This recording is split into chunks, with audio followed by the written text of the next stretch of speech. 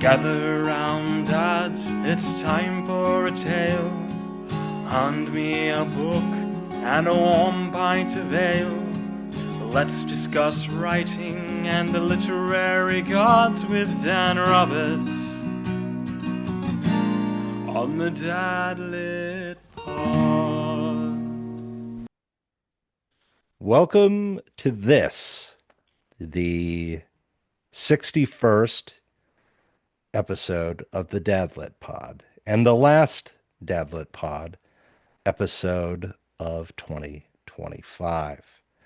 Tonight, I'm joined by Dan Russell, who wrote the novel Poor Birds, available from Cowboy Jamboree Press. He has also recently accepted a teaching position at his alma mater, Concordia St. Paul University. Yeah, Concordia University, St. Paul. Yep, you got it. Concordia University, St. Paul. Congratulations, Dan, and welcome to this, a Dadlit Pod 2025 retrospective. I'm, I'm pleased to enjoy the Christmas New Year perineum with you. Oh, well, thank you. So it was actually Dan's idea to do an end of the year show. It was your idea, right? Yeah, mid meltdown it was, I think. Yeah, Yeah, we yeah. just decided we would have a look back at the year that was. Yes. At the year that was the first year of Dadlit potting. Yes. And obviously I'm going to take advantage of this year in reflection to talk about we'll talk about your new career opportunities and hmm and some career changes you've made, and some of my past year in trying to sell books. Yeah. And also we'll talk about the Dadlit Pod, and we'll do lists of our top five books of the year that we read. Yeah, definitely. We can definitely do that. And I even busted those down into like nonfiction and fiction and poetry, whatever. Like I've got Nice. got a little Nice. list. So we need to get a dad lit canon, I think. Yeah, I mean, I think it's developed. Yeah. I mean, we'll go into this year, but some of the successes, I think, I know I've helped sell at least one book, hmm which is John Duffy's Where When It Rains. Yep. Yep. Post John's appearance on the podcast, there was a measurable uptick in sales. And we know this because John is also the publisher of his book. And he was able to give us sort of a real time process of that. And then the other book that I can say I've helped sell is Kent Wascom's The Great State of West Florida, which Kent informed me, because one of the things I'm fascinated by is publishing metrics.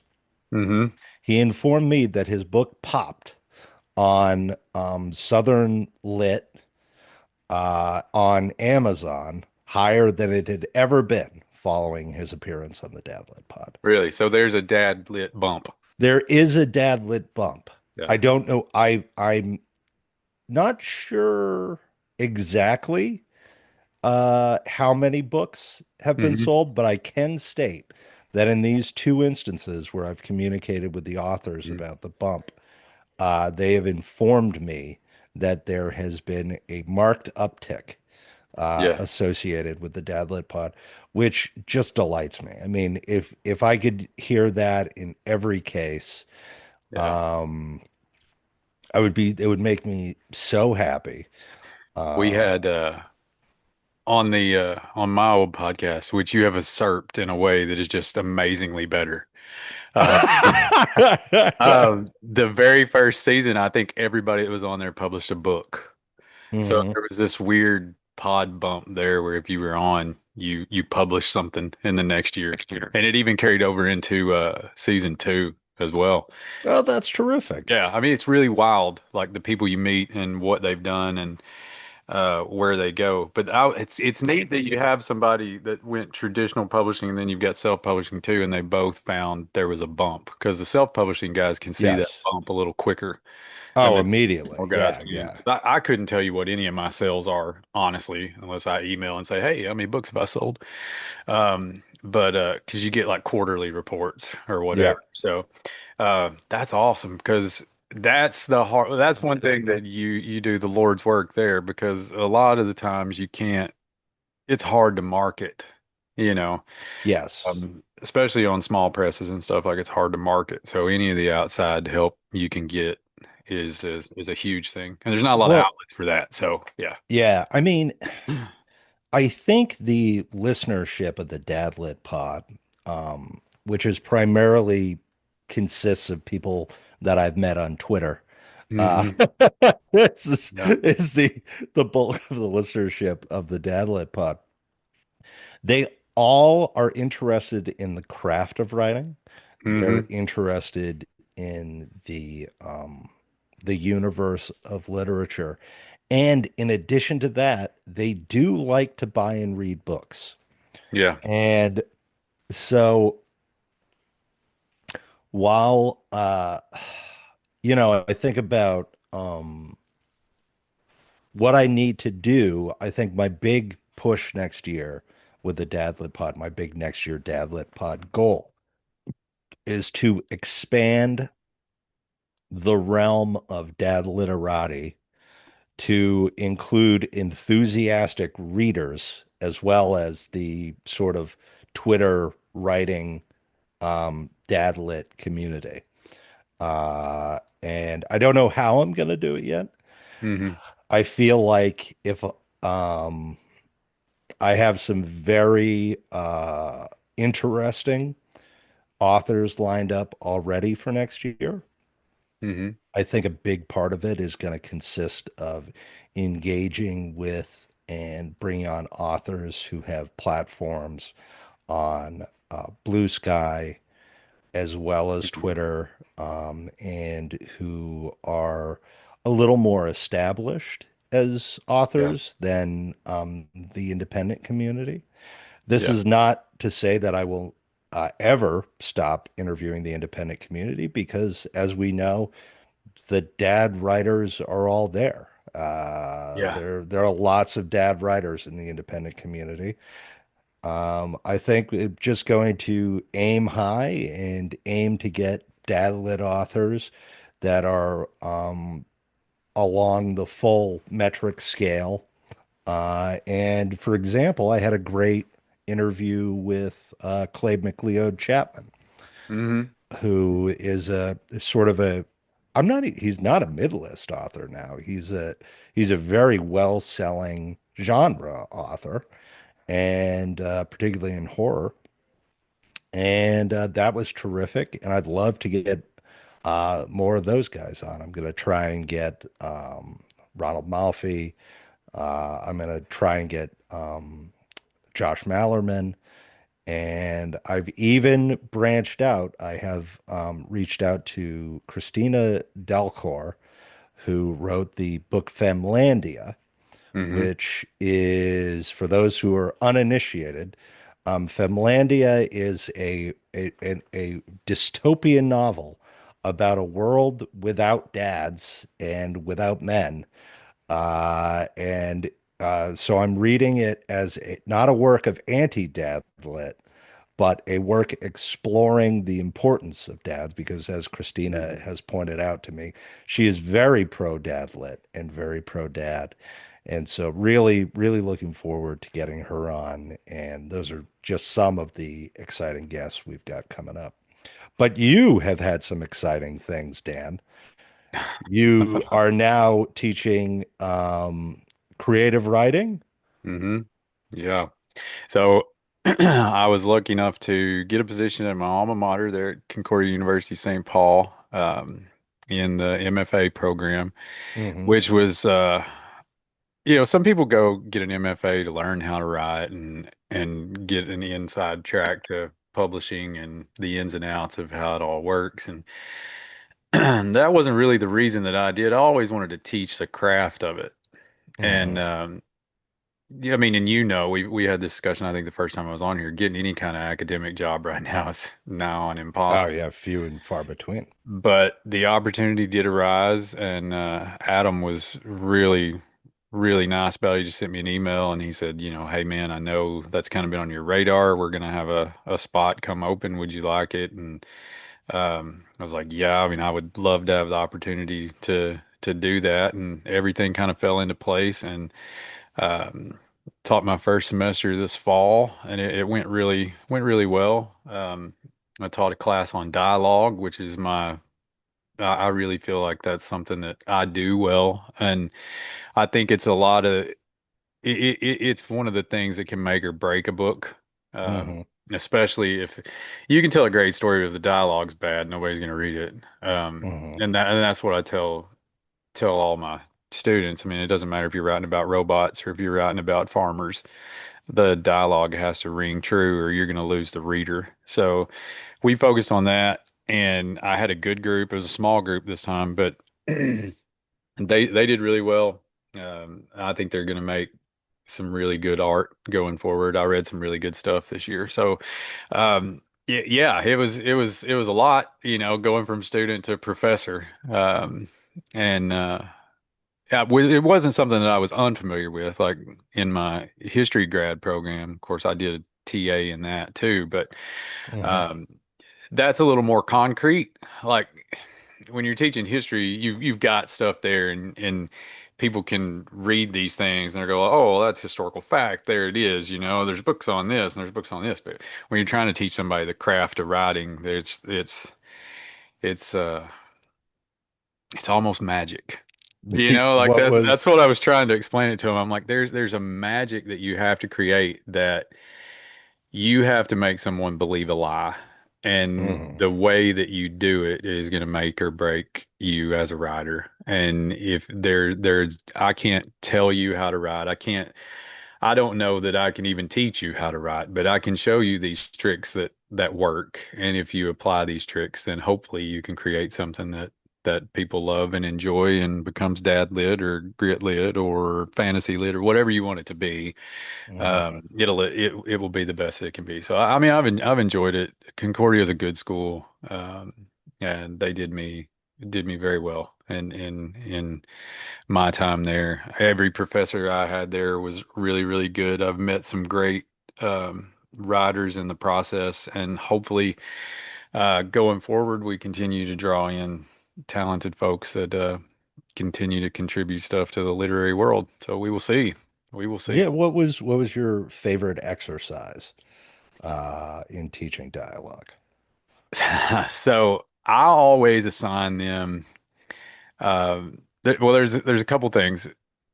We have them read um, different different sets of short stories, and all of them explore a different approach to dialogue, whether it be inner, whether it be direct dialogue, where there's nothing else going on but the dialogue. And I get a kick out of the how they understand inner dialogue, like what's going on in somebody's head when they're Mm. not actually saying it.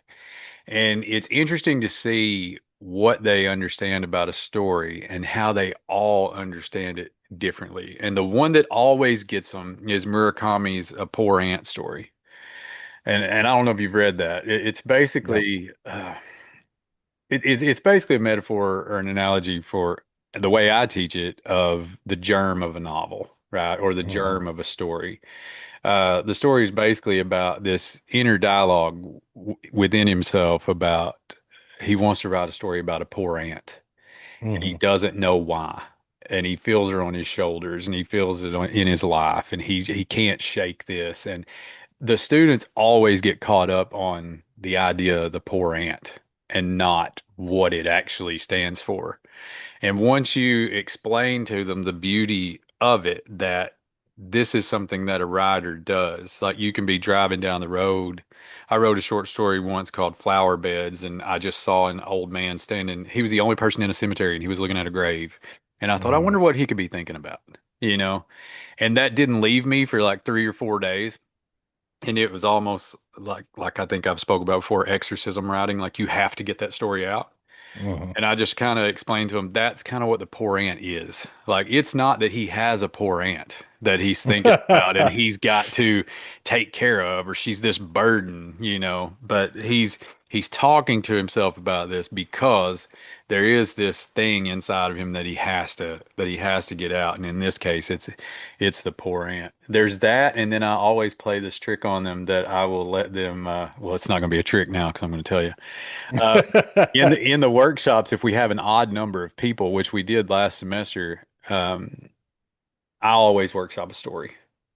Yep. So, and I've had professors do that to me before too, and it's daunting because you certainly don't want to piss your professor off. But I got them good this year because I submitted one that was nominated for a push cart, right? Mm. So I put the story out and like they pick it apart and they like, I don't know if they all that esoteric stuff that kids do, and oh, I don't know about this, or I wonder about this, and I wonder, like, I'm not buying this. So at the end of it, like I purposely stayed out. I let them go back and forth, hash it, and then at the end, I was like, well. Let me tell you about this story and what it is and why it's special to me, right? And then you see their Yep. faces and they're like, "Oh," you know. But that's always a fun trick. But that for the most part, the best part about dialogue is showing them that authenticity is the best thing you can do when you write dialogue. Like you have Yep. to make the characters sound like they're real people, fully formed people. And the hardest thing to teach is that anybody writing dialogue wants to write complete sentences. And they Yep. want to write, all these grammatically correct sentences, and there's no interruptions, and there's no stammering, and there's no stuttering, and there's no like sharp breaths or anything like that. I'm like, people don't talk that way, right? Like you Yep. have to, like one of the assignments I like to give that's like extra. It's not graded. I just tell them like, go to the co-op or go to a diner or go somewhere and just sit and listen to people talk. And you're never going to hear a complete sentence most of the time.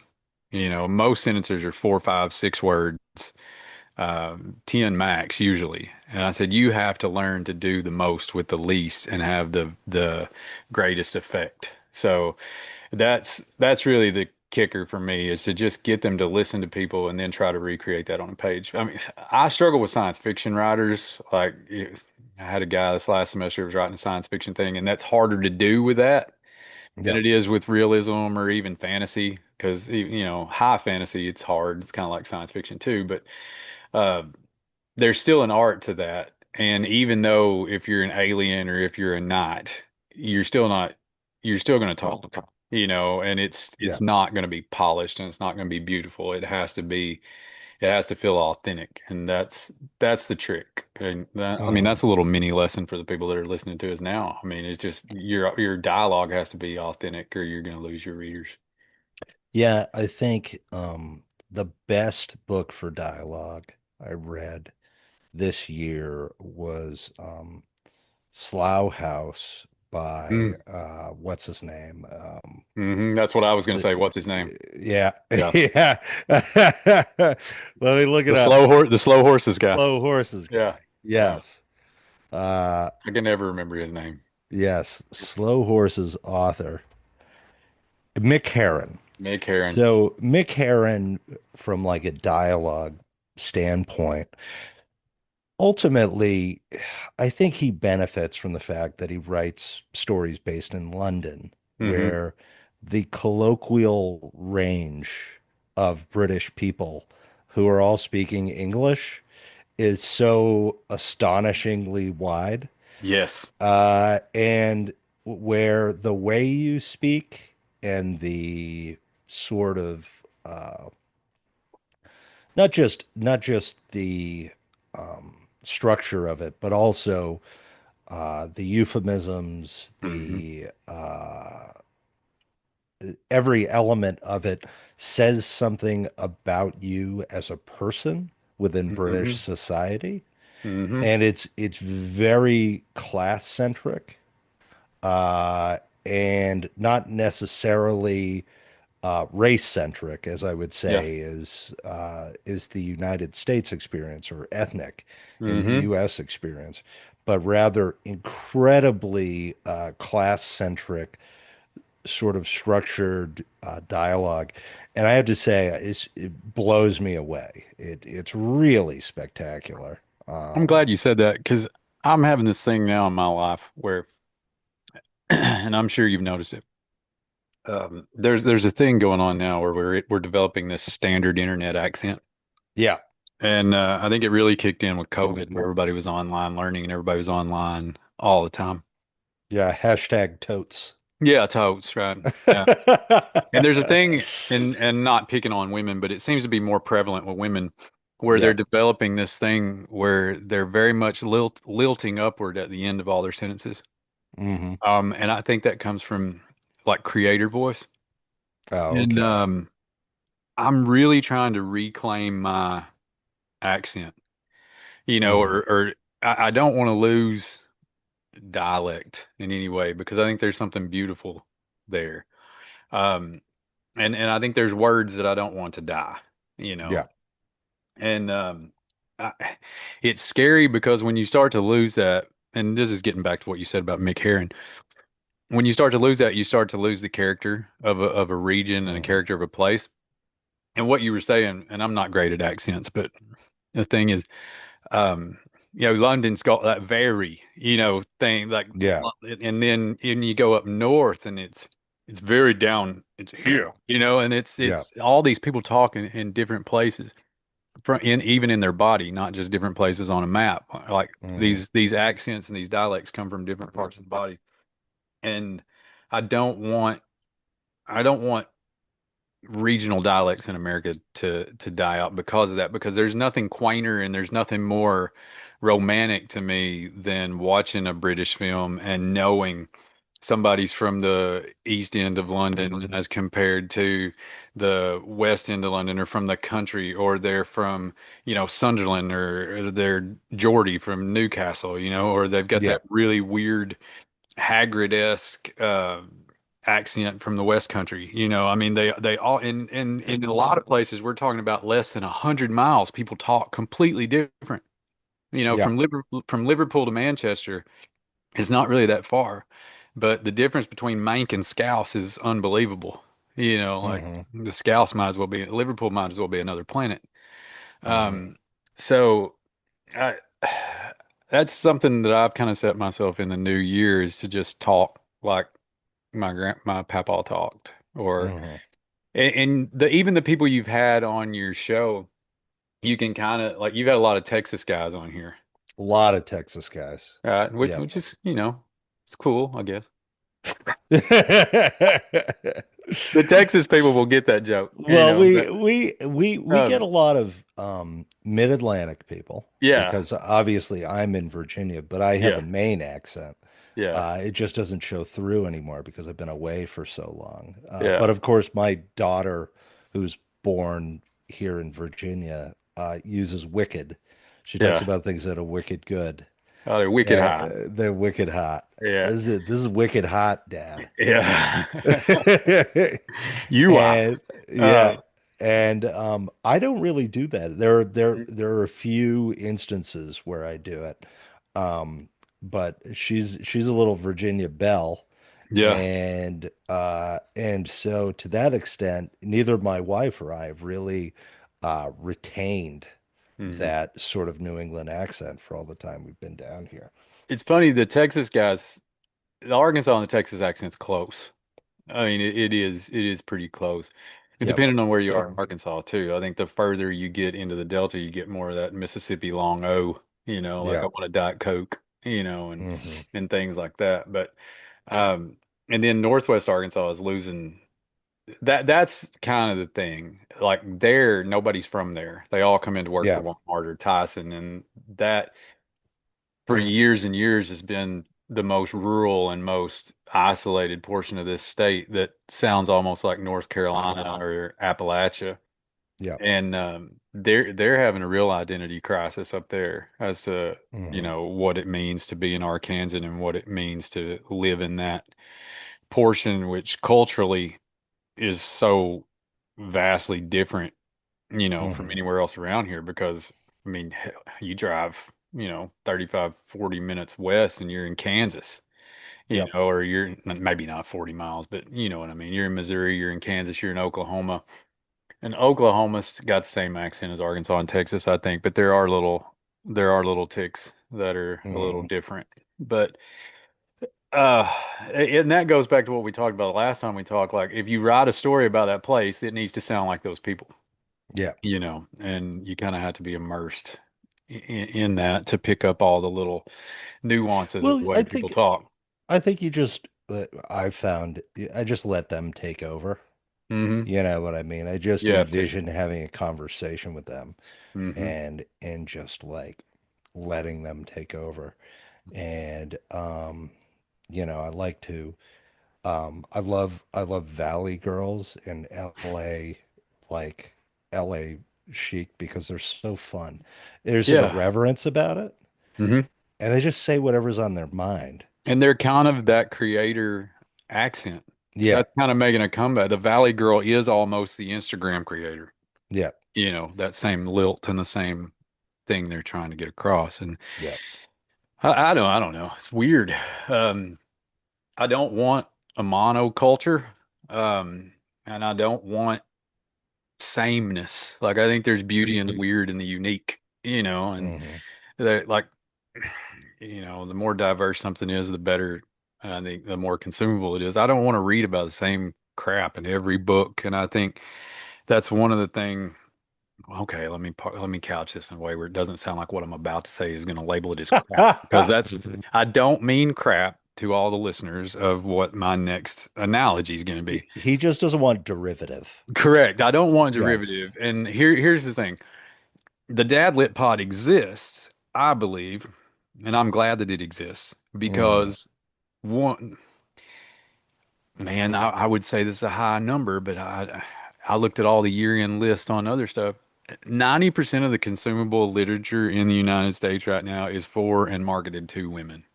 That's very clear. And Yes. all of the readers generally are women. All of the editors are women. Yes. All of the people in charge of stuff are women. Now, I am not saying that's bad. I have a daughter. I have a very beautiful wife, right, who is a Yeah. reader. And they read because, let's be honest, fellas, they're more intelligent than we are. And that is what they enjoy, and that stretches their brain. And that is where, at the end of the day, this is business. And you're going to market your stuff to who your core audience is. And I think that's where we've got to where we're at because there was a time before the internet and before the big boom in cable where the sexes I think read pretty well equally, and you Hmm. had little pockets of popular male writers. And I know there's people out there throwing stuff at their phone or whatever right now as I say this, because you still do have your Stephen Kings and you still do have, you Yeah, know but Steven doesn't even produce male lit anymore. not really. No, no. And we had an era, late 80s, early 90s, where male lit was becoming a thing, and all of a sudden it died. Like, and it Oh, might be because those well, people yes, died, those you people know, died. you know. And I'm not trying to get us back there, but I'm at least trying to get that to come back in some Yeah, way. The reason that men, quote unquote, don't read anymore is because there's nothing for them to read. yeah. Like there's nothing that's really speaking to that. And that goes back to that whole thing that we had this year when you talk about your year in review stuff about men and thinking about the Roman Empire and all that stuff. Like they Yeah. read nonfiction because that's interesting. That interests them, and that is Well, something that men it like. also it beyond being interesting, it casts men as important, Yeah, right? yeah, yeah. Like men are important in Hmm. history, and in historical works. And reading about important men is in and of itself interesting. Hmm. And the contemporary male leadership, for example, in the United States, England,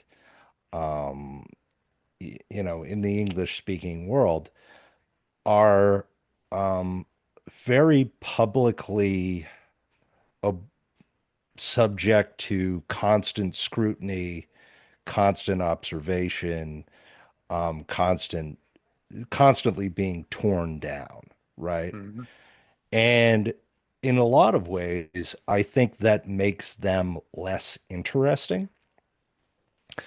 It makes them seem less important, less essential, and ultimately feeds into the growing kind of lack of faith, where we all look back and we're like, man, would I love to have like an Ike Eisenhower or all of these other prominent, like even I think if you asked, it's funny, you ask Democrats, they'd rather have Mitt Romney.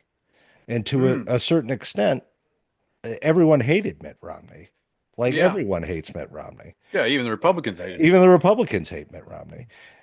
But in retrospect, Mitt Romney never had to undergo the sort of aggressive dismantling. It all seems unjust in retrospect. And to that extent, these historical figures who have, who have achieved, we spend a lot of our time tearing them down and pointing out where uh, their existence and actions contributed to iniquities in the societies in which they lived, while failing to recognize the imperative positives of their ideas and their actions. And I think that's um, disappointing. I think it's Yeah. disappointing, and I think that's why a lot of dudes are like, "Well, Roman Empire, what do Yeah. I care? No one's gonna get on Caesar for decimating a Well, there's, barbarian, a miserable barbarian Gaulish horde." yeah. He doesn't care about. No one cares about that upon reflection, and so to that extent, we are allowed to um, like and celebrate and read and reflect on. I mean, this is probably why Christopher Nolan decided to do the Odyssey, Mm. right? Mm. Uh, it, versus, even when he did Dunkirk. I mean, uh, everyone really likes Dunkirk except for me. Um, I appreciate that it's on three separate timelines, but I think it's unwatchable in that way. But it's also, I mean, it's effectively a war movie told entirely from the perspective of people who are under assault, but who are unable to act violently towards those who are attacking them. Hmm. And I think fundamentally that there is a discomfort in contemporary society with with that idea, with the idea of acting in favor of harm. And Nolan's Dunkirk is just indicative of that. I think it's one of the first sort of truly kind of uh, post 21st century war movies where that movie was a success. And there are all these other terrific movies Hmm. um, where the violence is applied that have not gotten the ground and have not gotten the accolades. And I think it's because people are uncomfortable with the application of force, um, even in fiction. Mm. So that's sort of um, a lengthy sort of veering, but yeah, Yeah. It, things to think about in the new year as we, you know, watch the John Madden movie with Nicolas Cage. Didn't it look awful? Um, I don't even know where to start with that. You made this beautiful analogy with Nolan, and I was with you, and I was going, and then we're talking about Then I John ruined Madden it. now. Um, I think Scorsese could have could have directed the Madden film, and it would still look terrible. Yeah, I don't understand in a world, and I know he doesn't look like him. I'm just saying, in a yeah. world where Frank Caliendo exists, why we got Nick Cage. You know, Yeah. I mean, Nick Cage can only play Nick Cage. You know, but and the guy that's supposed to be playing Pat Summerall looks nothing like Pat Summerall. Who is the guy? I can't remember his name now. I don't particularly care for him. Well, He's it, everywhere. Shane Gillis. Who is yeah, he Shea playing in that Gillis. movie? Like I who don't is he? know. I can't figure that out. I don't know. But I think it's funny. They've got somebody famous playing Al Davis too, Yeah, which is Bradley really Cooper. Bradley Cooper's playing Al Yeah, who Davis. looks remarkably like Al Davis, I'll say in the Yeah, preview. yeah. Yeah, Um, it's that's gonna be a real mess. yeah. But Every here's the thing: dad, every some dad. messes. Some messes can be okay Yeah, because I think the critics did not like the Elvis movie, the Baz Luhrmann Elvis movie. which is crazy because I actually like that I movie. enjoyed that movie, Yeah. but there's a reason for that, and it has to do with my grandmother, and Hmm. she's huge Elvis fan, and she's Hmm. nearly 90 and still loses her mind over Elvis and Tom Jones. But at the end, there's that shot where real fat Elvis morphs into fake fat Elvis, you know, and Yeah, we go from the surreal to the real, and you see how far gone Elvis was at the yeah, end when he was obese and just awful looking. And yeah, there's a sadness to that, you know, because as a card carrying straight man, Elvis was a good looking rooster, like back yeah, in the day, you know, and to just see what fame and the pressure of fame and the manipulation of Colonel Tom and well, the also drugs the and drugs, excess. exactly. The Yeah, drugs and the excess and the eating and the yeah. basically being the king of Memphis and being able to do whatever he wants to and fly to Denver and get a sandwich at 1 o'clock in the morning and fly back. Hmm. It's just, it was insane what he was, the life that he lived, almost on like a Howard Hughesian scale, you know. Oh In a yeah, lot of ways, he couldn't go anywhere. I mean, yeah, he had to, him and the mafia did, the Memphis mafia. Elvis not in the mafia. yeah, Uh, but those guys could do whatever they want, but they could only really do it with themselves. And yeah. that's got to be like being in like the most expensive, cool as shit prison in the Hmm. on the planet, but there's still a miserableness to that. And Yeah, the end of that movie is like it'll wreck you if you're watching it in that kind of headspace. And even the Dylan movie was kind of that way. Critics didn't like that either, but I thought, you know, Timothy McChalamet was okay. He's McChalamet, he's like everywhere. yeah. But yeah, I mean, you know, Dylan kind of existed in that same kind of thing where if you're the most famous person on the planet, it's hard. Well, And yeah. I mean, that's why he disappears, right? yeah, That's why exactly. Dylan's gone and Hmm. no one sees him, and he only comes out once in a while. I like that it ends on the motorcycle Yeah, because you know after the wreck, it's a different, you know, yeah, that's a completely different story. I didn't mean to yeah. interrupt you, but yeah. No, no, yeah. So, but anyway, let's talk um publishing years. How Yeah. was your year? Anything come out? Yeah, I did a kind of.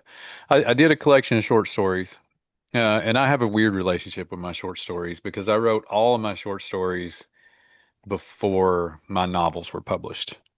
Hmm. And my short stories are dark, my short stories are violent, and Hmm. they're more Harry Crews than they are, you know, anything else. And I there are some stories that I wrote that I'm really, really proud of, and there's some that, you know, I'm not. But I thought for posterity's sake, if anybody wants to read the shorter stuff, you know, it's out Quilt Square Press and it's called Yankee Dimes.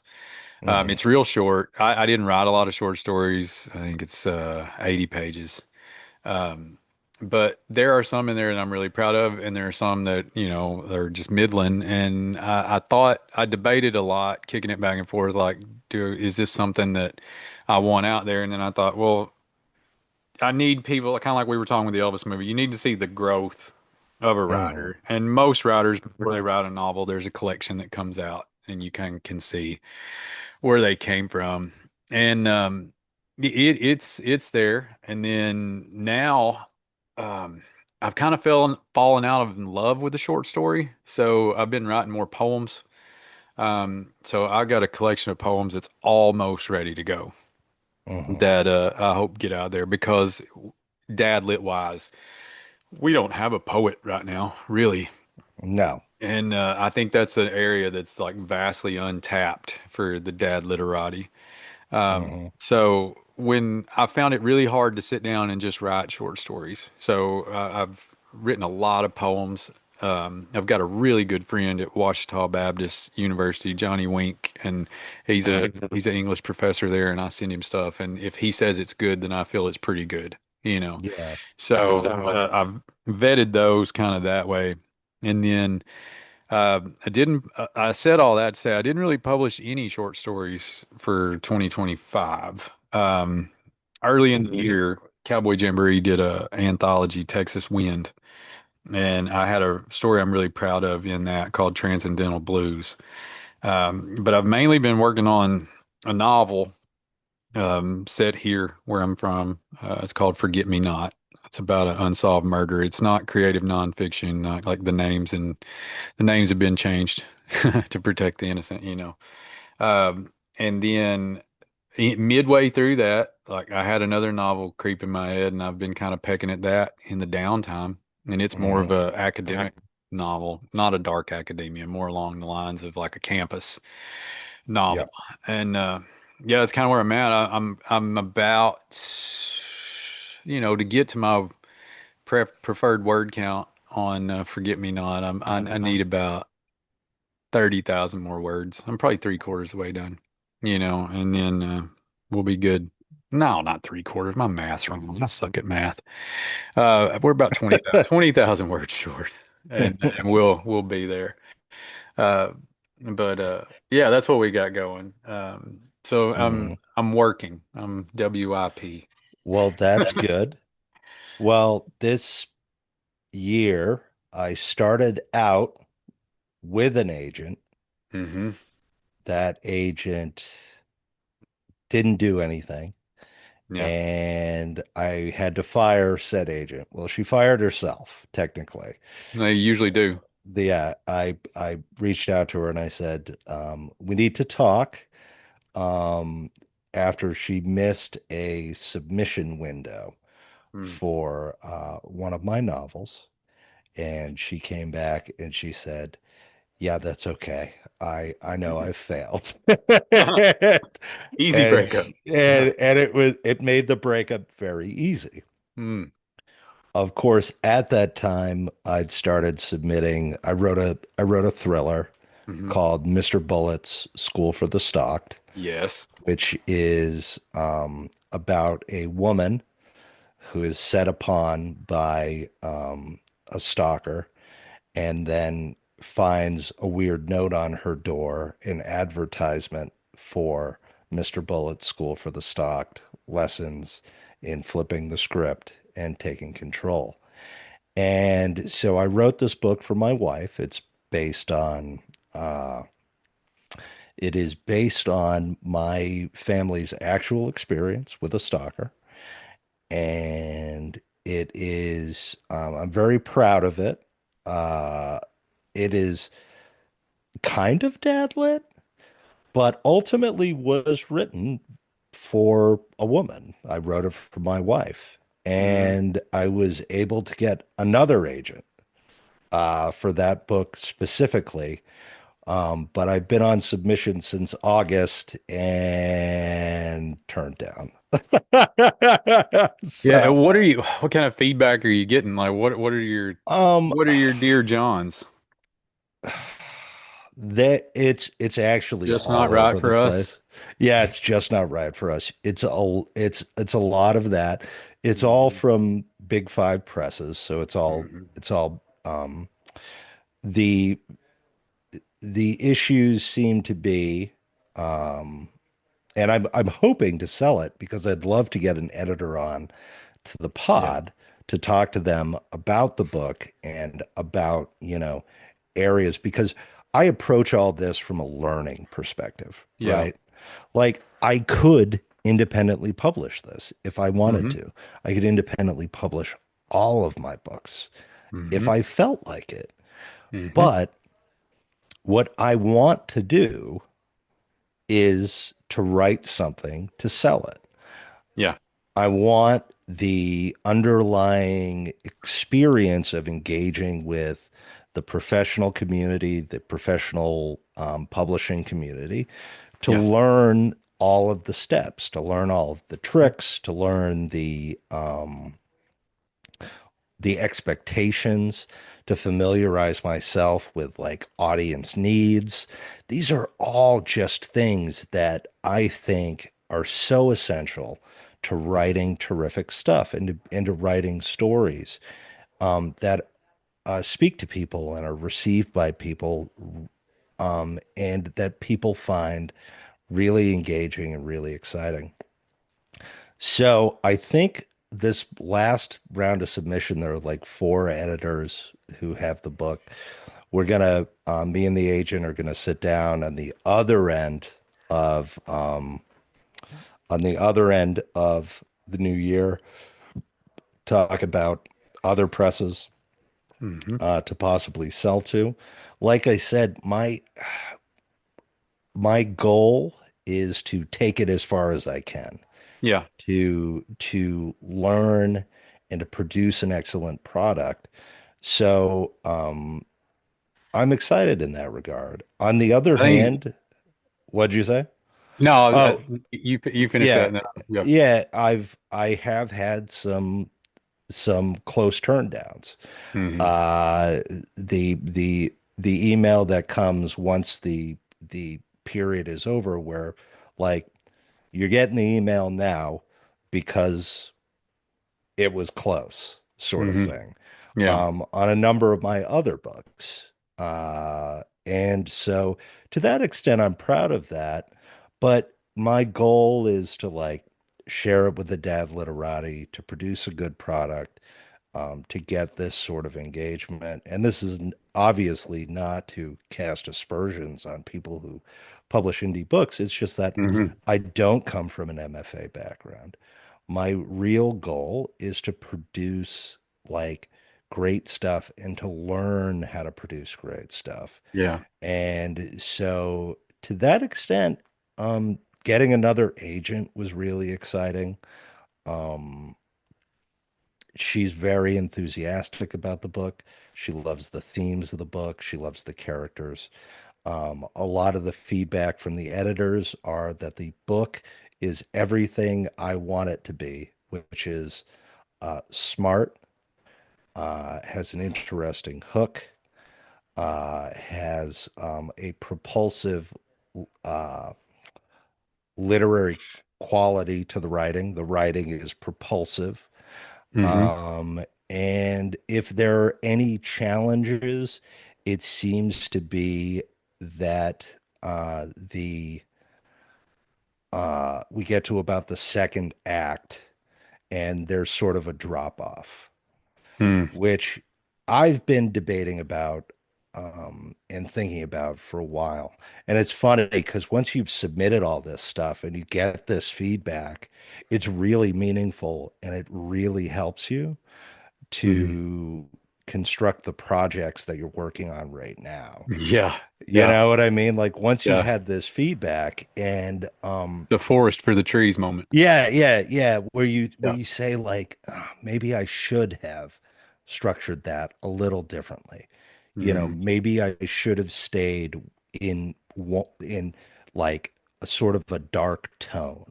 I should have Hmm. just gone dark tone. I shouldn't have tried to be everything. But of course, at the same time, I it's fun. That's the other thing I hear back. It's Yeah. a fun book. I wanted it to be fun. I was writing it for my wife. I was writing it to be fun and smart and easy to read and propulsive to read. And the challenge is that, of course, thrillers right now, um, what they want is they want first person, mine's in third person. Hmm. They want dark thrillers. Hmm. They want domestic thrillers. Mine's not a domestic thriller. It's got a lot of outside sort of political, social intrigue, and to that extent, um, I'm still trying to sell it, but that's where I'm at. But it has the experience of it Hmm. has influenced me. Where the one I'm working on right now, I'm using all of these things, like all of these ideas. Um, and to that extent, what has kind of happened is a real challenging thing as well, which is that I'm trying to write with all of these, marketability, visions in mind. But then I sent it over to Alex Marriott, who's, my best friend, and he Hmm. and I workshop everything together. Yeah. And I'm looking at, other books that have succeeded, like Clay McLeod Chapman's books that have succeeded, these sort of other Geneva Rose, uh, these other thriller authors and horror authors who have sold books and had some success. And he's like, you know, it's well written, it's interesting, but it's not for me. And Yeah. then I have to ask myself, at what point um, does writing in that style or writing in that way or doing that take me out of like the stuff that I really like to write, which is, That's my least favorite critique. The it's not for me. yeah. Because here's what that is. That's a cop out because I don't like robots, right? I don't like fair, Algorithms, but yeah. correct. I Yeah. mean, but even I'm mainly talking about stories like that. Like you try to Yeah. sell me a fantasy book, I'm not your audience. I'm not going to read it. Yes. I'm very But similar in that way. Yeah. that doesn't mean that there aren't millions of people that it would be for. Well, yeah, this is what So, Alex told me. He said, yeah. he said, th- this is not the type of book that I would pick up, Hmm. but you you're having an impossible time selling the book that I like. Hmm. Yeah. Yeah. So like maybe you should be, It's like such a this is, crazy you industry, know, man, because it's a very gate kept industry to start with, yeah. because you have such a small cadre of people controlling what gets put out there in the first Hmm. place. And their interests are, I mean, they tell you on their manuscript wish list, like what they're into, and you're just like, well, I'm not that.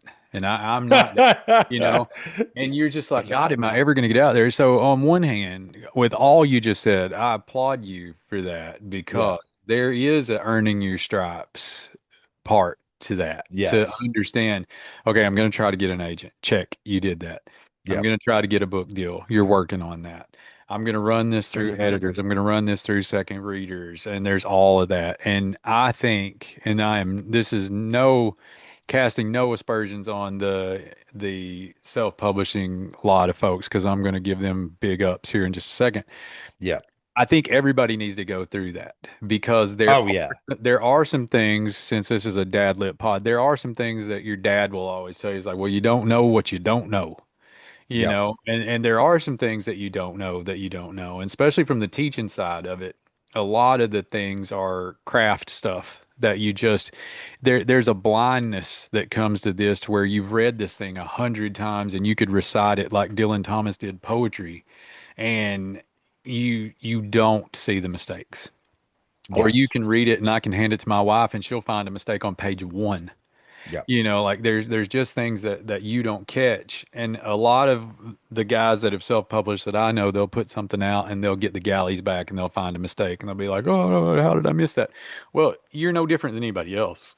Like Mhm. you were doing it on your own. You didn't have an editor trying to find that, and that is something that you need. Now, what those guys do have is artistic freedom, and Yes. I do applaud that because it's harder than hell to write a book. It's even harder to sell the thing. But Yes. I truly believe that, and I've made this argument on your show before. I think the dad lit way might be the indie record way, where you know Hmm. you're putting out your own stuff and you're making sure that it's good. But here's the thing, and this is what I want all of our friends that do that to remember. A lot of those guys had major label deals before. And Yeah. then they learn is exactly what you just said. You learn the tricks. Then you can go start your own label and put out your own stuff. And then you can assure that that quality is there and you know what it is because there's nothing more just gut wrenching than busting your tail. And I've had it happen on a book and it comes out and you find a typo, you know. Hmm. But then you're lucky because your wife will tell you, hey, I've read like, Ken Follett books and Ian McEwan books, and inevitably there's a typo in those. Yeah. Just because we're human. And as long as there's a typo in a book, you know that it's not AI. So I mean, there's some kind of beauty to that too. But that would be my advice is that you are doing it exactly the right way. I think you do need to go through that and get the hard knock life of trying to sell a book and what editors want and getting punched in the face because I've been there. And that makes when somebody does take it even more exciting. And then on the Well, other hand, you also you, appreciate it too. yeah, You you 100%. you reflect on it and you say, look, convincing someone to invest in you That's it. is so impossible in this day and age, and especially in a creative realm Hmm. where it is like the window for success seems to get so narrow. Yeah. And to that extent, doing it and learning about it and learning all the skills to make it happen, you are only going to help yourself. You're only Yeah. going to learn greater empathy for other people. You're only going Hmm. to have greater appreciation for the stuff that makes it through, for the people that help you along the way. And it's the hardest thing I've ever done. And I'll Hmm. say this, I could have gone back to school and gotten my PhD with the amount of time that I spend on writing novels. Yeah. I And it could would have have been easier. easily, It would have been it would have easier. been easier because Hmm. there are rules, right? And you've got a foundation of knowledge. And I've got a foundation of knowledge. Deciding, years ago to sit down and do something that I've always wanted to do, but always sort of felt foreign or untouchable or outside. And then now having four manuscripts. Um, and I don't want to be like a bummer about it because I've had some real triumphs. I've had an agent, my agent told me, "Look, you got it, kid," which is a very nice thing to hear. Um, and uh, I've I got books out there and I'm trying to sell them, and uh, I'm very satisfied. And of course, ultimately, whenever anyone wants to, I just send it to them. Yeah. Yeah. And you It's not that's it's not that's the way about to the do it. money. It's No. not about the money. It's about the experience and about being read. But I'm looking at this right now. That made me think. I have 5 copies of Poor Birds and 5 copies of Lies We Choose to Believe Here, and that's all I have left of author Yep. copies, and that's a big thing. I mean, like Yep. I know there are people I've sent it to that have it, Yep. I didn't make a dime on those. I just sent it to people, Yep. and that's a lot of it too. Especially if you're going to self-publish stuff, like you got to do that stuff. Like you've got to make literary friends. Some people are going away from the blurb. I think the blurb says a lot of good stuff about what you do. Hmm. If you can get somebody to read your stuff and say nice things about it, especially if they're established, that's one Hmm. that takes a lot of chutzpah to do anyway. You know, I mean, I remember I took a shot in the dark. William Boyle, who writes crime fiction, he teaches creative writing at Ole Miss. He's from Brooklyn, and I A thought, dad led pod follower on oh, Twitter, by the way. is he really? Yeah. Good, because he's on my list. He's on my list here. He's been really supportive. Super nice guy. I emailed him cold. I Mhm. emailed him cold. Now, here's the thing. Eli Craner and I are friends.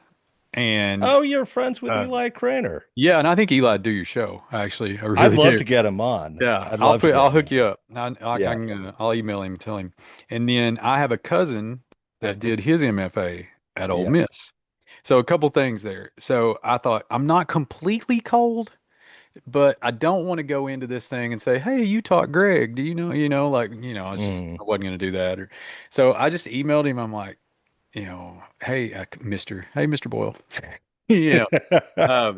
Now I've written this book. It's going to be published by Anxiety Press.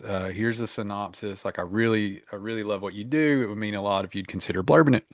And I remember I was in I was in Portillo's in Champaign, Illinois. I was hoeing into an Italian beef, man, and it was like sheer bliss. And he messaged me back and he said, "Hey, man, I'm a little tied up over the holiday." He said, "But give me a couple weeks. I'm happy to do it." And I Yeah. thought, okay, great. So, I never had to nudge him. I never had to send another email. About 3, 4 weeks later, he wrote me the best blurb that I've ever had.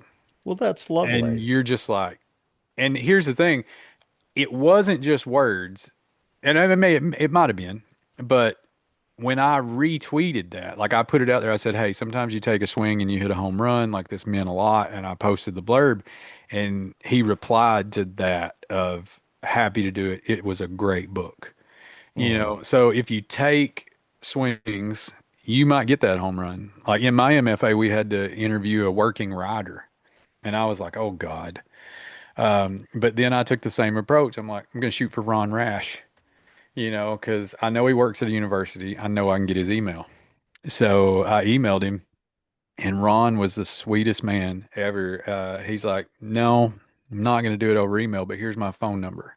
Hmm. He was like, "We can have a conversation about it." I got to talk to Ron Rash on the phone for an hour.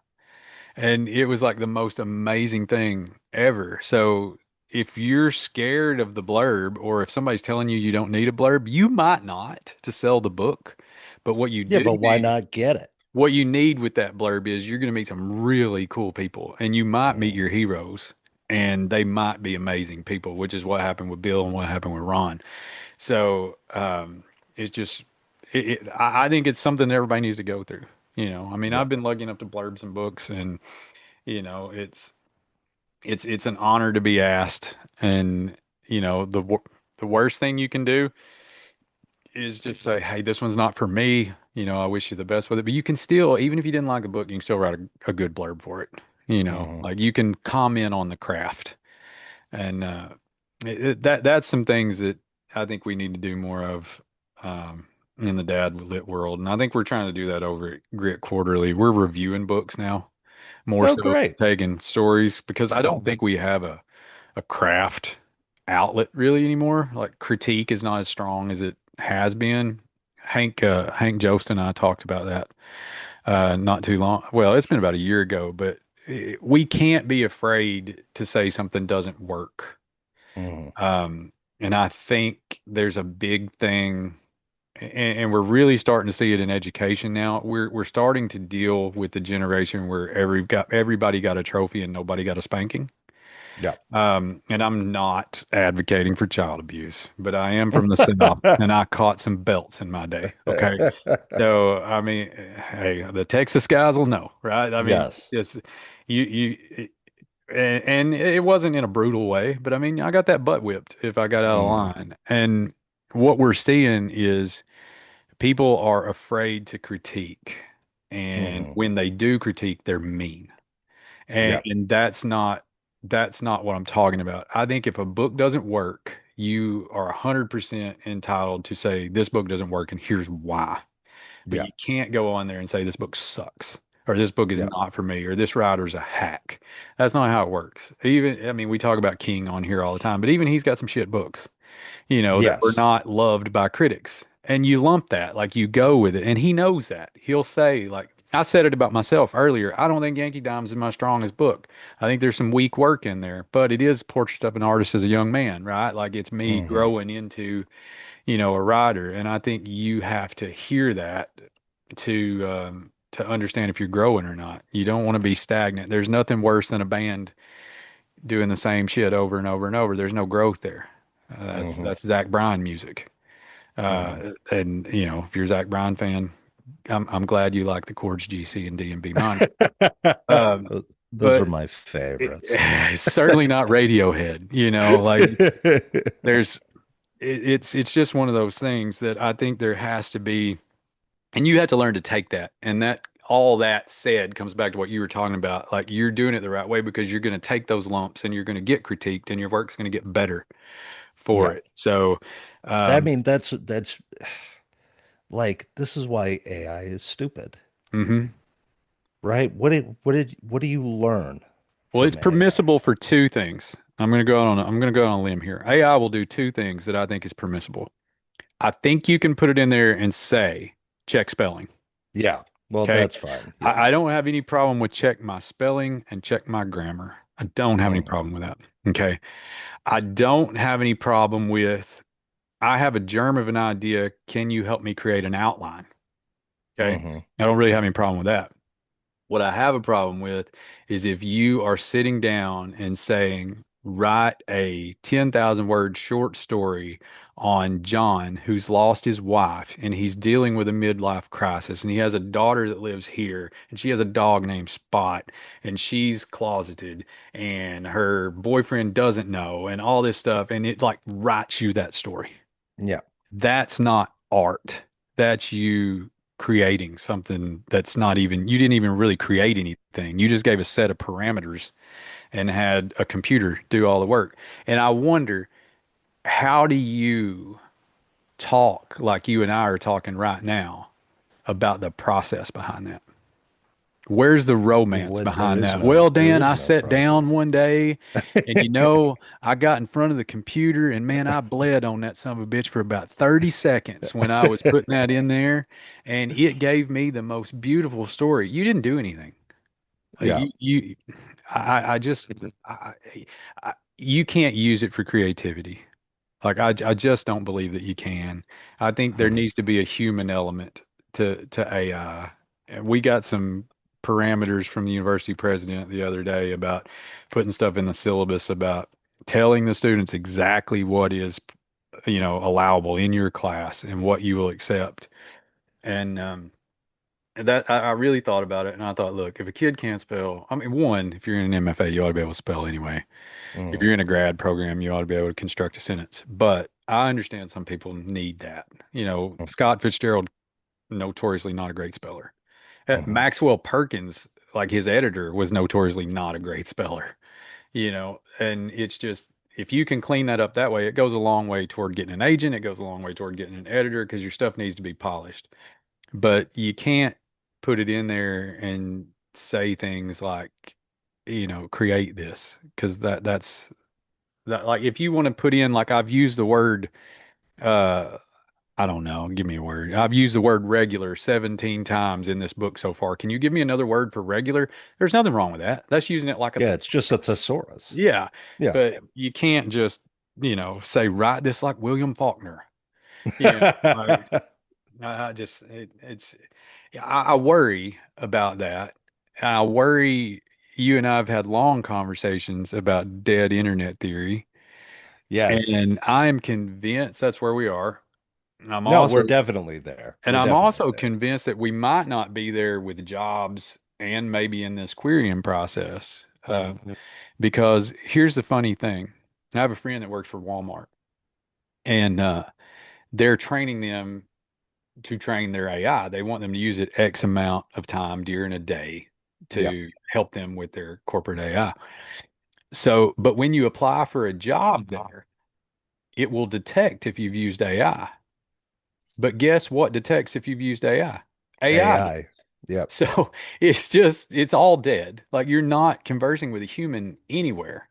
All we're doing is stoking the fires with coal so that the computers can talk to each other. Hmm. And uh, it's such a it's such a counterproductive way to spend our time. Yeah. Do you have an Instagram? Yes, I It's do. awful, isn't it? Yeah. I mean, if you don't go up to the top and click following and just look at the people that you follow, Instagram is pointless. Yeah. It's all just Instagram's TikTok is all it is. Yeah. Half of it's AI generated now, and it's just old men dancing. Yeah. And I'm like, you can't dance. I mean, yeah, whatever. Uh, my Instagram's stupid. Like I've almost made it a meme myself. Like I put the most stupid stuff on there. There was a period of the year earlier this year where I was just doing pure vibes and Yeah. I would get just the best reels of people dancing and just put them on my story. Well, this is what I'll Twitter, of course, is evil, It which is why is. I don't post Well, pictures of my daughter on there or anybody that I love I mean, because of how evil it is. At the yeah. same time, there is at least conflict, right? Yeah. Yeah, Yeah. but there's conflict. Yeah. But It's here's not good. It's no. not good. It's not representative of reality. My biggest regret in the literary world, if we can steal from Lit Hub's stories of the year, this might be the story of the last 3 years, though, is the death of Twitter as a literary forum. Yeah. Um, and I even said this in my farewell message on there. Like when I first got on there, it was amazing. Like as Hmm. far as meeting writerly people. And from the Musk takeover, it's just slowly gone downhill to where now you're throttled to the point that nobody sees your stuff anyway. Like Yeah. I half my posts get 5 views. I have a Hmm. hundred and something followers. So how are 95 people not seeing that? Like I don't understand Yeah. that. And and the people you interact with, though, you see everything. I see everything you do. I see everything Yeah. Duffy does, and it's just like, okay, so it's obviously an algorithm. It's obviously who you're interacting with the most. But then you sit there and you think there's a guy I follow from Northwest Arkansas who's a really cool guy. He talks about the Razorbacks. He talks about all kinds of crazy stuff, and he's just fun. I'll go weeks and not see any of his stuff, and then all of a sudden, boom, Yeah, he's back. you gotta keep like hitting that Yeah, like button. You yeah, know, I'll lose track of people and it's so frustrating. And hmm it's just like I worry like this is why I'm my plan is to expand. The one thing that I just don't want to do is I don't want to go on Reddit because I hmm just hate Reddit. yeah. And everyone over on Reddit and I'm sorry, Redditors, but you're the smarmiest dickheads Monday I've morning quarterbacks. Monday morning quarterbacks.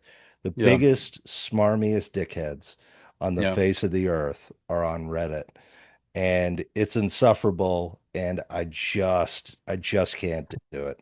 I Everybody don't on want Reddit seems like that old Twitter account guy in my MFA. Did you ever follow that to. one? He was gold. But Yeah. that's what Reddit reminds me of. And I'm just like, do I want to deal with, Reddit? I'm over on Blue Sky. I get zero engagement on Blue Sky. None. None.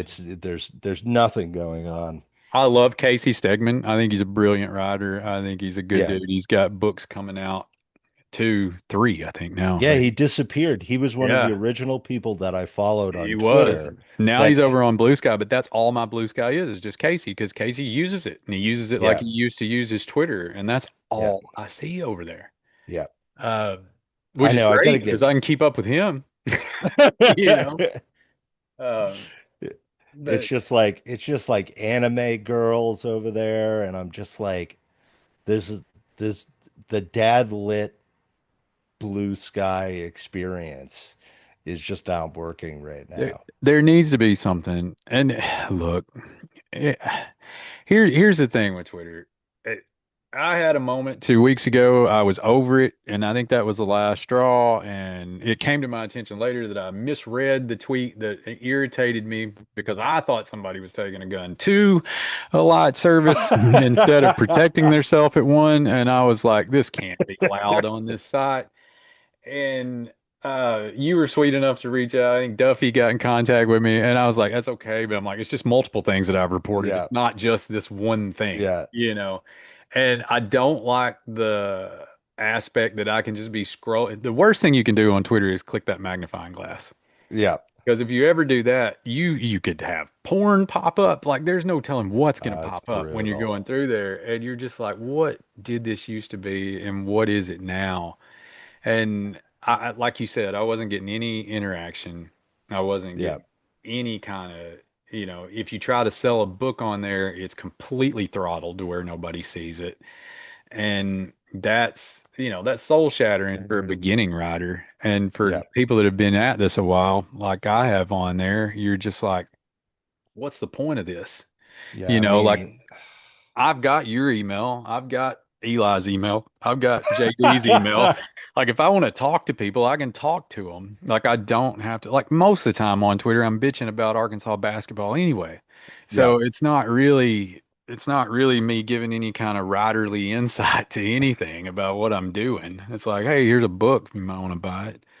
Um, but yeah, I don't know where we go, and I don't know where we go for that kind of interaction because if you're a guy like me that's from a tiny town here in the Arkansas Delta where there's no literary outlet, you don't yeah. have a cohort of people. Like you live in, you know, in a place on the East Coast where there's stuff like that.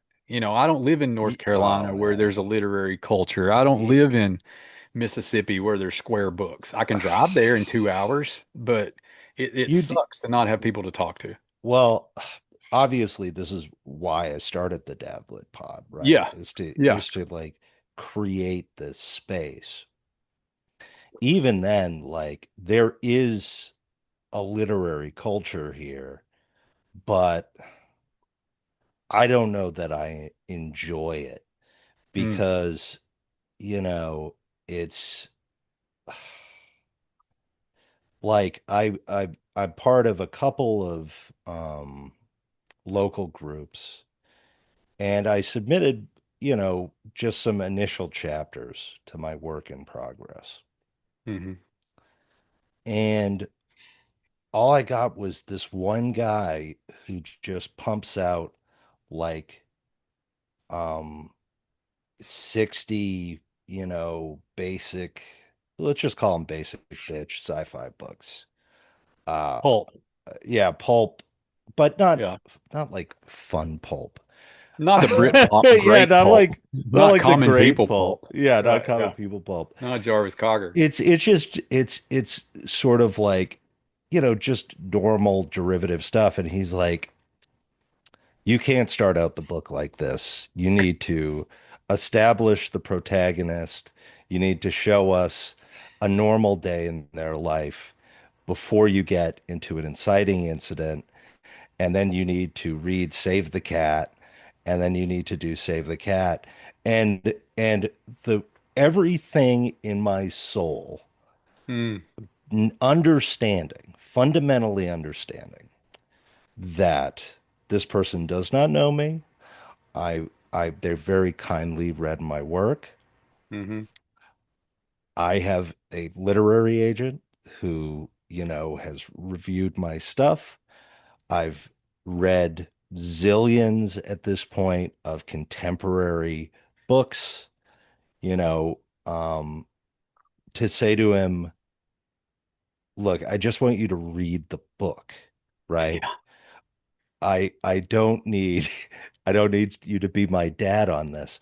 I Yeah. want you to read the book and and answer the underlying questions Yeah. and to come back at me with that instead of, well, this needs to be written in this way Yeah. and you have not read it in this way. And it's like, I know I didn't write what you think Save the Cat is. I know Yeah. that. You know what Yeah. I mean? I Craft is a can, weird thing anyway. Like telling somebody oh, to read it's, a craft book is like it's like giving somebody one of those how to brew beer books. but I mean, beyond that narrative is hmm so to assert the rigidity of narrative, hmm which is what you see when you go into these groups.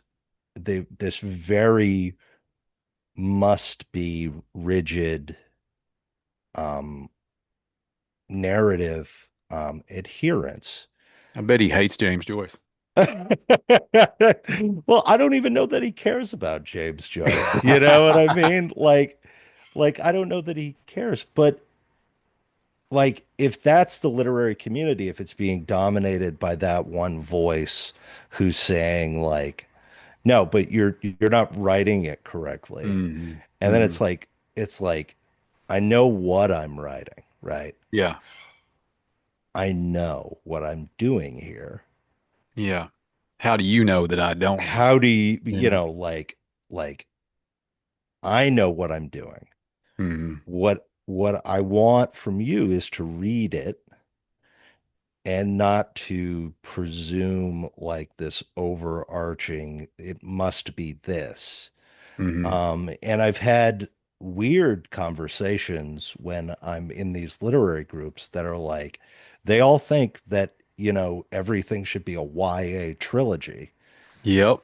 If it's sci-fi or if it's fantasy or if it's it needs to be sort of a YA Yeah. trilogy. Like, well, what are you doing for the sequel?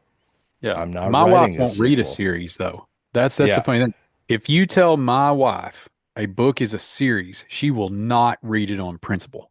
yeah, She won't even read the first one. yeah, And a lot of it is one of those things, like you say, a lot of people want to sell a series. yeah. And Which is could you fine write and one? I great. don't know that I could. Like all mine tend to be self-contained things, you know. I, you know, I generally I don't really write episodically, if that Hmm makes sense. You know what I mean. Like I don't Yeah. write like slow horses Yeah. episodic Yeah. stories. At the same time, I create characters who, if I wanted to give them a new challenge, Yes. Now I I do that. could. Yeah. Yes. I have characters Um, appear in different books. yeah. Um, but it's not going to be like a Dan Roberts trilogy, like I'm not Yeah. Lee Child, like where I'm just writing Well, book after book. the problem is that the it's you're expected to do that. Like, why didn't you do it this way? And it's like, well, because that's not the story I was trying to You're feeding a tell. beast there too, though, because you walk that fine line of where you get Trekkies and Star Wars fans. Whereas, well, why is he wearing flannel in this one, where he Exactly. Yeah, clearly but it's the wore same. Tattersall shirts in the first book, and It's the same thing, I think, across the board, with a lot of writing and lit groups. And the other thing, of course, is the real problem, which is hmm the identitarian performative morality, hmm which is just tired. yeah, It's very tired. Like if your character performs the morality correctly, then they're likable. They don't have to make decisions that make them yeah. likable. They don't Life's have to not that take, way. yeah, Life's not that way though, and I yeah. teach that. I'm like, life lives in these gray areas. Like, you can write a story that's got a moral to it and write about horrible people. I do it. Like I Yeah. wrote, I mean, my short story, a lot of my short stories are that way. You Yeah. know, like I wrote one time called Tarfu, and it was I sent it to Bull Men's Fiction, and they took it. And the beginning of the story is a guy that's leaning on a hay bale with a shotgun, not a shotgun, with a rifle, waiting on the police to come so that he can die. Yeah. He's gonna have a shootout with the cops, and it's told, in retrospect, when we go back through the story, his friend walks out in front of a log truck and gets killed on purpose because life just got too heavy for him. And he's grappling with this the whole story. Like, how could anybody do that? Like, how could Yeah. anybody's life get that bad that they just step in front of a log truck? And then by the end of the story, here he is. You're there and you're with him on this hay bale, and he's getting ready, die by cop at the end of this story because he's out of answers. And that's kind of how the story ends. It's like, in that moment, I knew what, Donnie was feeling, and Mhm. you can explore morality and you can explore choices and you can explore the male gaze and you can explore male mental health Mhm. without having to be a Tony Soprano style. We're going to be in therapy and we're going to talk to a therapist and we're going to have this life changing moment where we're walking down the street and we're watching snowflakes fall. Like Yeah. that's not reality for dudes. Dudes come to conclusions by seeing another dude completely fuck his life up and say, well, how did it get that bad? And then one day something's going to happen. Now, you might not be shooting out with a cop, but one day something's going to happen and you're going to go, oh, that clicks now. I get that. Like I get maybe that's why he went the way that he went. And I think you can explore those weird areas like that without, I mean, not everything's got to be pretty. Yeah. Some of the most beautiful stuff is ugly. Mhm. Even your Nolan movie, right? Like that's shot in a very Yes. washed out way. It's almost aqua, that movie. Like Mhm. and I don't know if he's using that watery motif because their backs against the wall and they're literally up against the ocean. But that movie has a blue tint to it. I don't know if you've ever Yeah. noticed that. And you can explore things in artful ways and they still be ugly and they still be creative in a way that has value. I talk about Larry Brown all the time. He does that. David Joy does that. I mean, there's Yeah. there's a lot of authors that Bukowski did that. I mean, there's all kinds of people that look at the gritty underbelly of stuff and try to find some redeeming qualities in life. My probably best friend in this whole game, JD Clapp, that's all he writes is Mhm. gritty stuff about dudes. He might be the poet laureate of dudes. I don't know, but God, he can churn out stuff, and it's just Well, we're a half hour over. So yeah. give me your top five reads of the year, and I'll I give will. you I'll even do mine. you better than that. I got a little list here. Got my little Okay, list. give it to me, All right. So this is my and then best we're of gonna 20. close out. Yeah, Yeah. best of And I'm 2025. anxious to hear yours too. And then we'll Yeah. close it out. So I've got a best of the year, and then I have like what dad should have on their wish list. Right. Okay. Okay. So the best book that I read this year was Saint of the Narrow Street by William Boyle. Okay. It's Mhm. a Scorsese-esque book. Like it's a very gritty Brooklyn story. Like dads will dig this book. I'm not going to give you any It's more got a than hot cover too. Oh, it's got a great cover. It's so 1970s. Like Oh, it's it's hot. got a great cover. The best collection I read just got nominated for a pin. It's Jonathan Danielson's The Lowest Basin.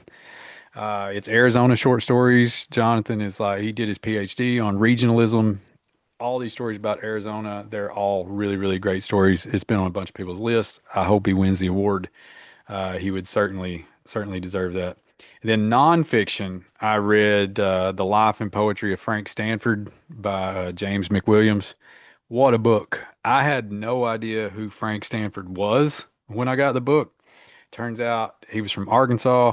Turns out he lived in Mountain Home. Like his house was at the end of the road where we go to the lake and camp. He moved to Fayetteville. This dude is like a dude's dude. He writes the most beautiful poetry, like borderline sex addict. Just really, really interesting individual. He was a savant when it came to poetry. Just started reading it when he was young. He ends up writing a 15 1,500 line epic poem called The Battlefield Where the Moon Says I Love You. And it is probably the dad lit poem ever written. Nice. Like it is Nice. all, it's about a kid growing up on the levees in Mississippi and going through Memphis and going through Arkansas and all these haunted little gothic little motifs. It's brilliant. You should read The Life and Poetry of Frank Stanford, and they are reissuing The Battlefield Where the Moon Says I Love You in March, and I have already pre-ordered it. So there's that. Uh, as far as dad lit stuff you should read, if you're a starter, I would read Joe by Larry Brown. I think that's a very good dad lit book. If you're into short stories, this one has a great backstory. It's called The Bear Bryant Funeral Train. Have you ever heard of this book? It's No. by Brad Weiss. It won the Flannery O'Connor Award, and then he was accused of plagiarism, and they pulped all the books.